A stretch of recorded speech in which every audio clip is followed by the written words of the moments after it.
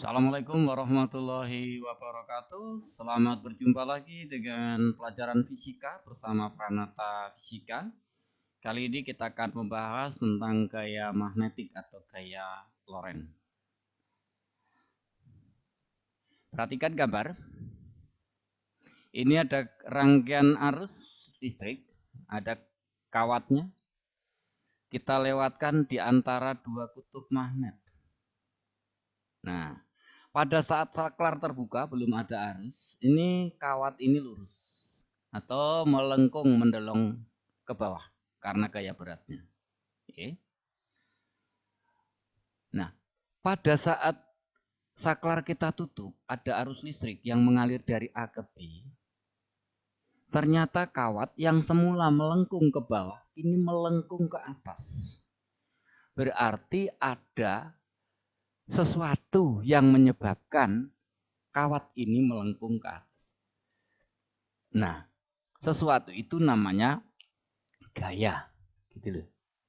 Nah, gaya yang ditimbulkan oleh kawat berarus listrik yang berada di dalam medan magnet, karena yang di tempat lain tidak terpengaruh.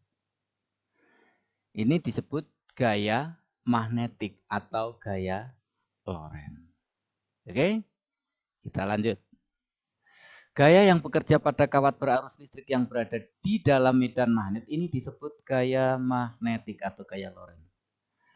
Berdasarkan hasil percobaan, menunjukkan bahwa besarnya gaya magnetik atau gaya Lorentz yang dialami kawat yang berarus listrik itu yang pertama berbanding lurus dengan kuat medannya. Makin besar kuat medannya akan semakin besar gaya Lorentz. Yang kedua, berbanding lurus dengan kuat arus listriknya. Makin besar arusnya, makin besar pula gayanya. Dan yang ketiga, berbanding lurus dengan panjang kawat pengantar. Yang keempat, sebanding dengan sinus sudut theta, yaitu sudut yang dibentuk oleh arah arus dan arah medan magnet. Besar gaya magnetik atau gaya Lorentz dinyatakan dengan persamaan F sama dengan BIL sin theta. Oke, jadi besarnya gaya Lorentz tergantung dari B, I, L, dan sin theta. Arah sudut antara I dan B. Arah gerakan kawat menunjukkan gaya Lorentz. Untuk mengetahui arah gaya Lorentz dapat digunakan kaidah tangan kanan membuka. Tangan kanan kita buka, maka ibu jari menunjukkan arah arus, jari-jari menunjukkan arah B, dan yang keluar dari telapak tangan adalah arah gaya Lorentz. Diperhatikan, antara I dan B itu sudutnya bisa 0, bisa 90 derajat, bisa 180 derajat. Tetapi antara F dan B, F dan I ini selalu tegak lurus.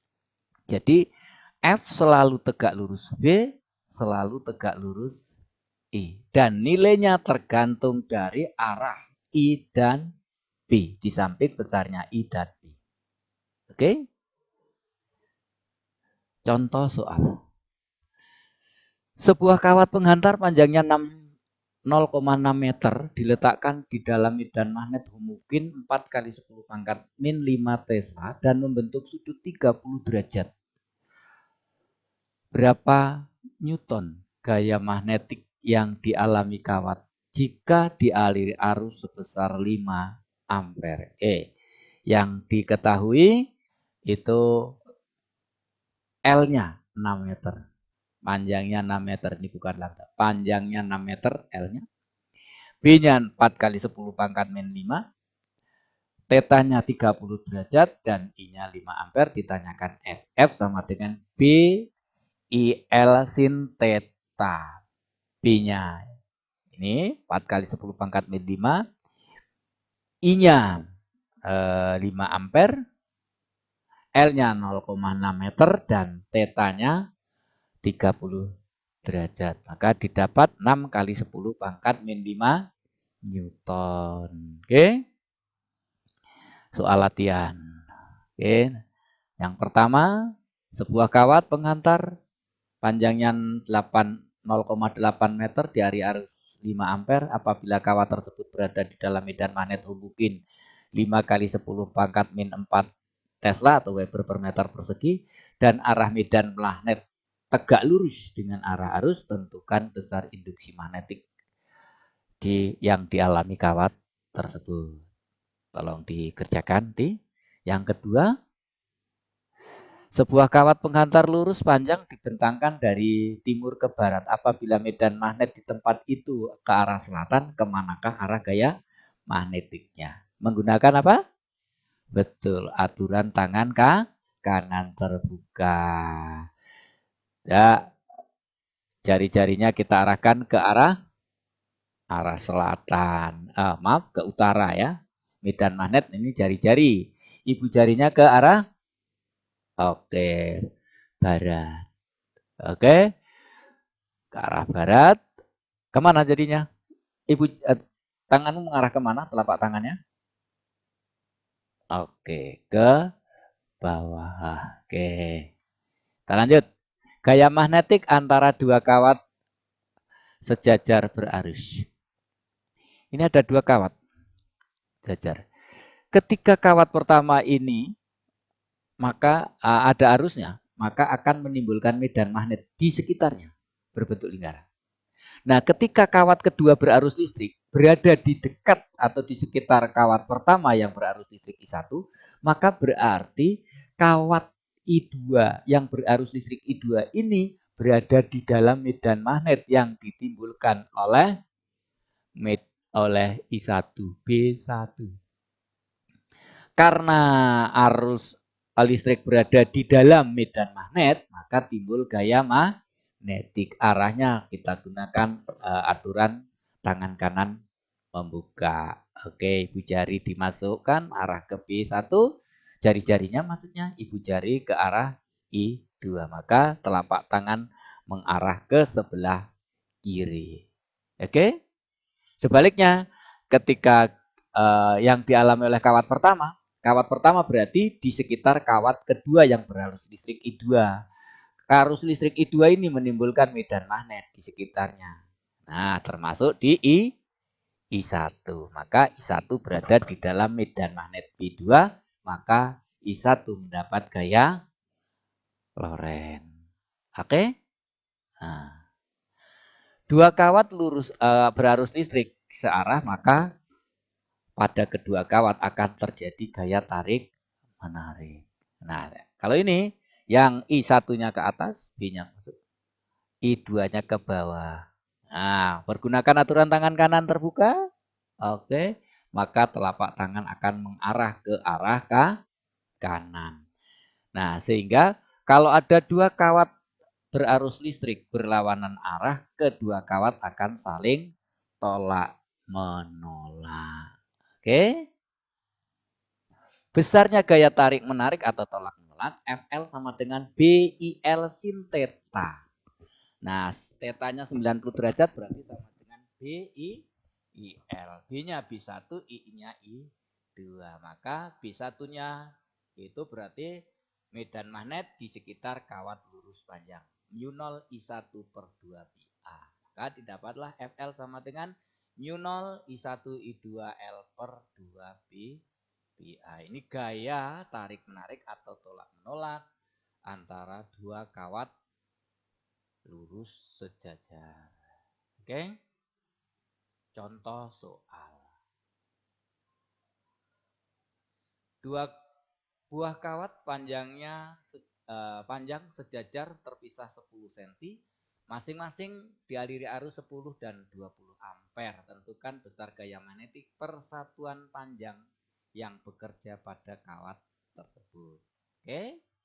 Penyelesaiannya yang diketahui A-nya 10 cm atau 0,1 meter, I1-nya 10 ampere, I2-nya 20 ampere, mu0-nya 4pi kali 10 pangkat min 7, ini kurang pi ya.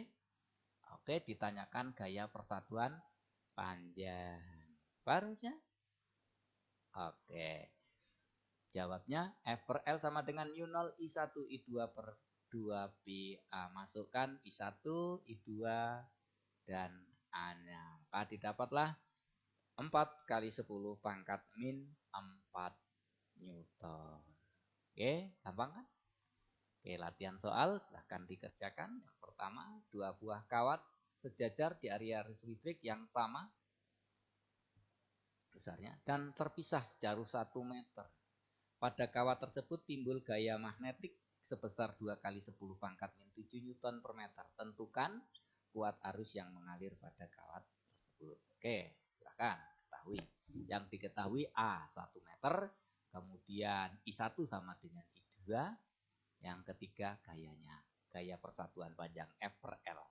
Oke, akan dikerjakan. Yang kedua, 2 buah kawat penghantar sejajar terpisah sejauh 20 cm.